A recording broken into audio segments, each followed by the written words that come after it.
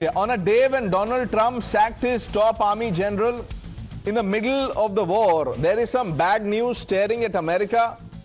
Iranian media is claiming that a US fighter jet has been shot down over central Iran and that the pilot may be in Iranian custody. Yes, according to Iran's Tasnim news agency viewers, the pilot ejected from the aircraft and landed inside Iranian territory. US forces have reportedly been, scrambling, deploying Black Hawk helicopters, reconnaissance drones in a desperate bid to locate and recover the pilot. We are yet to hear anything from the Americans on this. No confirmation, no denial. But the question is, how will Donald Trump respond to this? When will he break silence? Is Trump losing the plot? Let's open this up. Abhijit stays on. Dr. Brahma Chalani joining us, Group Captain UK Devnath,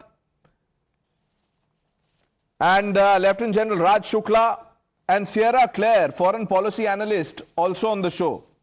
General Shukla, apart from the mixed messaging, how do you see Trump sacking his top general? And now the latest, coming in from Iranian media that they have an American pilot in custody. There is no direct evidence so far, but the real point of worry for the Americans would be if the sacking is in any way connected to the to the Iran war. What one learns from American media is that there were some differences developing between Hegseth and Randy George over a period of time. By the way, Randy George is, one of those few American generals who's risen from private to a very distinguished four-star. He's come through the ranks, so it must be, utter competence. And those differences were over, promotions of officers of color, women. See, MAGA believes that the generals of the past have been woke.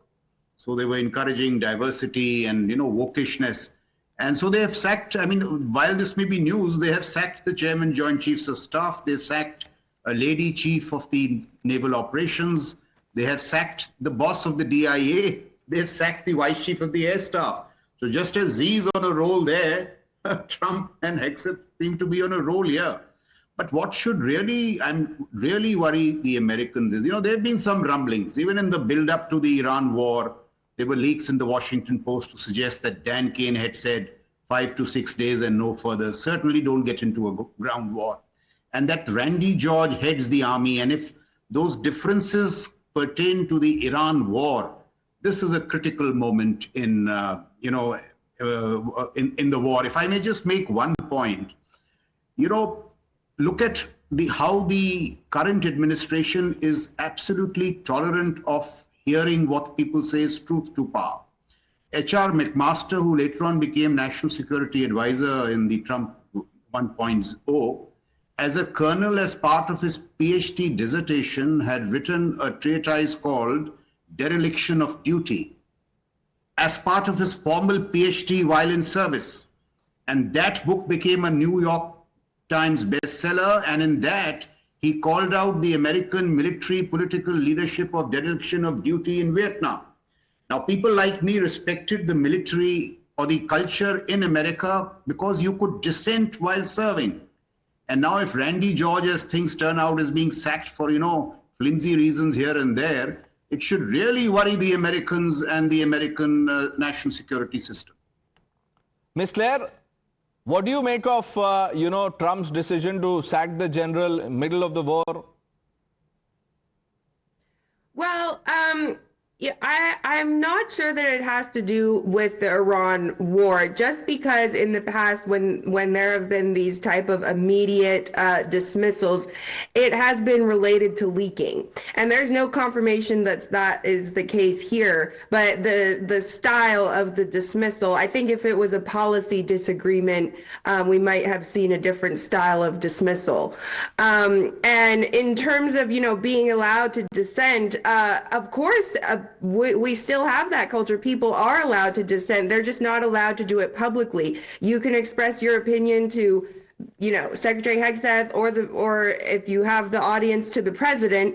But once the decision is made, you have to be on board with the decision. And we have had people in the past who go and try to publicly undermine once the decision has already been made. And that just doesn't work in any military. And about this pilot being in Iranian captivity, have you heard from, your sources, people that you've been speaking to? I haven't heard much about it, but I would say, with the track record of the Iranian regime's propaganda, I hesitate to put a lot of stock in what they're saying. It's very, it would be a very big deal if an American pilot was actually in captivity in Iran, and we haven't heard much about that here at all. So I'm wondering if that specifically if that part is true. Dr. Brahmachalani, how should this be, seen and read, sir?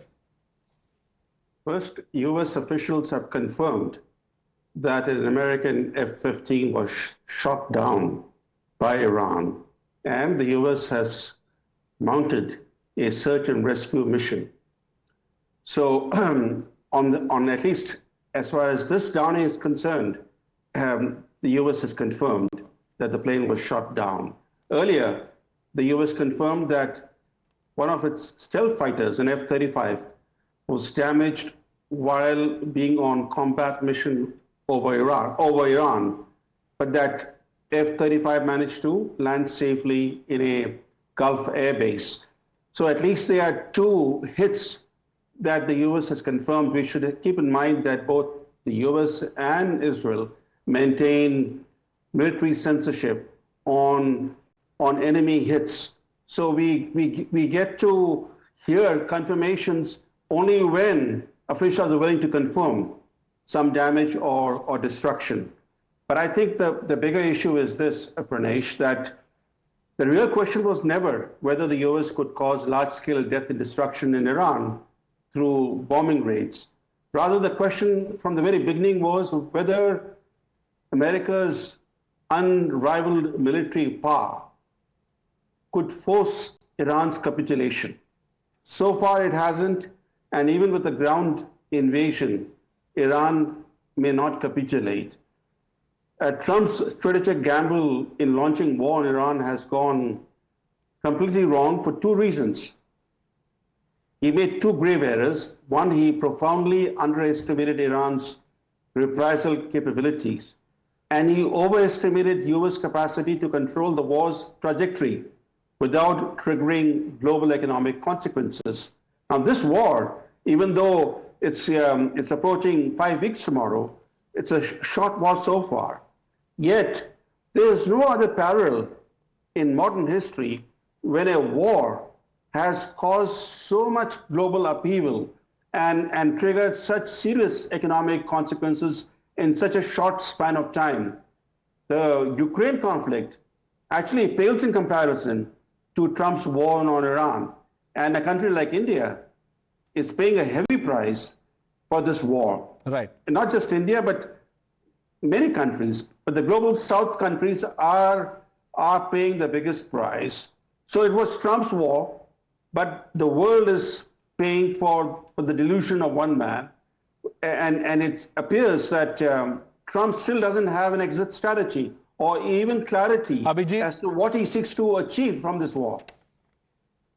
So, look, this isn't the first time generals have been sacked. We need to remember this. General Shukla raised Stanley McChrystal sacking because of public criticism, though. But remember, Barack Obama sacked 197 senior military officers, not including Stanley McChrystal.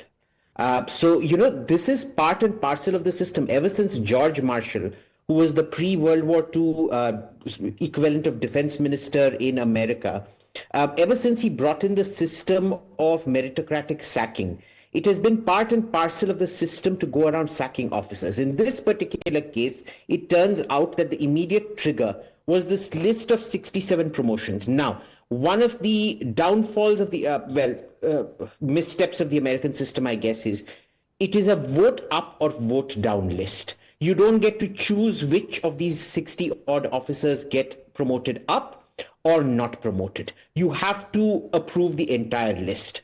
This, it turns out, got stuck, and that was the bureaucratic reason for it. Now, the problem is the lack of messaging discipline in Washington, because there has been exactly zero messaging discipline. Marco Rubio says one thing, Pete Hegseth says one thing, Trump says another thing, J.D. Vance says another thing.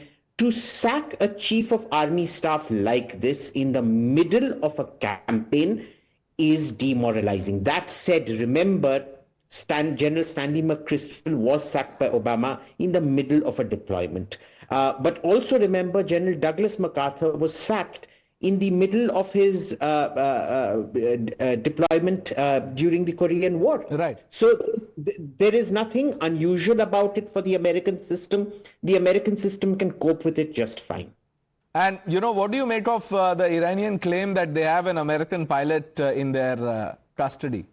I'll believe it, Pranesh, when I see it, because right now there has been a whole sequence of events. We know a two-seater F-15E is down. We have seen one of the ejection seats. I am seeing reports that one of the pilots has been killed. We have seen videos coming out of Iran of low-flying C-130s and Black Hawk helicopters and things, which seems to indicate a rescue mission. Yes.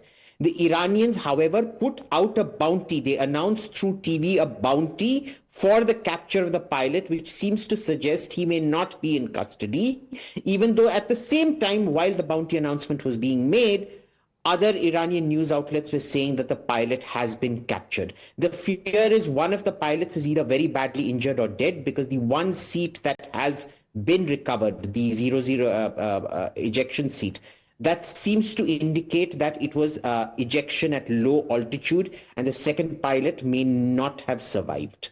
Group Captain Devnath, do you think this will become the war's biggest turning point?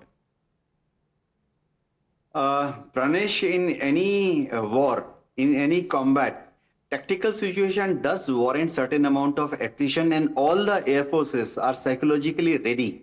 All the commanders as well as at lower level fighter crew are always mentally ready that they may have to face this situation. Before war, before any mission, the crew is briefed, action to be taken in case they are shot down. So it doesn't actually affect the operational capabilities of that particular unit. Yes, to Iran, it will give a lot of propaganda advantage. But I was myself a fighter pilot. I flew last MiG-23. At operational level, it does not affect morale or operational efficiency of the unit. Unit continues gung-ho. Under any circumstances, the commanding officer knows he has got certain number of aircraft, he has been assigned weapons, he has crew under his disposal. He makes best use of the crew and the weapon system mix for the next mission, next day, next hour. Yes. General Shukla, how do you think the Iranians will, use the American pilot, or, what happens from here on? You see, it won't be a turning point, but I recall very categorically in Iraq, they had captured British pilots, and they used to, they were TV, they would put them on TV and torture them and so on. So they will play those games of narrative, so on and so forth. So I think that is exactly what they will do with this pilot if he's in custody. May I make a very quick point on what Abhijit was saying? You see, American theories of civil-military relations go as far to say that the civilian is right even when he is wrong. The civilian has a right to be wrong. So political, the supremacy is an undisputed fact, but because the nature. He pointed out Obama. McChrystal was called to the White House by Obama. McChrystal conceded that he had been indiscreet. He had criticized Biden then, and then he was sacked. It was a graceful sacking, if I may say so. And in the Obama administration, McMaster comes up for promotion, I think, to Brigadier General, and the guy who pushes his promotion through is Patrius, and Obama, as the president, accepts it. When he had gone out with a public critique, it was not private. It was a book which became a New York bestseller. Is it going to happen in the Indian military? I don't think so. So in that set, America has set very elevated standards. And I think if these sackings are out of pettiness... but besides the sacking, I understand the point about Obama, but, Trump is no Obama. Grace is, out of his dictionary. Professor Chalani, what is the exit strategy? Because, Trump says something one day, quite another the next day. Well, that's the real issue. Never before, in the period after World War II, has one leader caused so much upheaval and turmoil in the world through his actions. And Iran is only the latest in a series of actions by him. Just this year, he began with Venezuela. Then a few weeks later, on 29th of January, he began the slow strangulation of Cuba by imposing an energy and maritime blockade of that small island nation. Then came on February 28th, the war on Iran. So just this year, we have seen three major actions. And last year, he targeted 6 other countries through military actions.